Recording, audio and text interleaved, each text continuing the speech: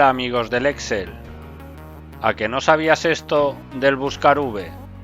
Presta atención, igual, buscar V, valor buscado va a ser el ID, punto y coma, matriz de búsqueda va a ser la tabla, punto y coma, abrimos llaves y ahora ponemos 3, 4, 5, 6, 3, 4, 5, 6.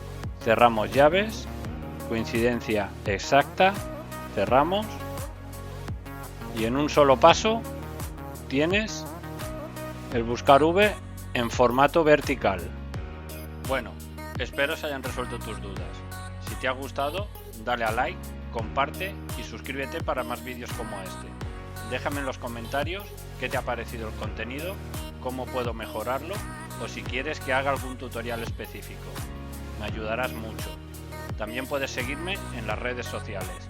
Hasta pronto.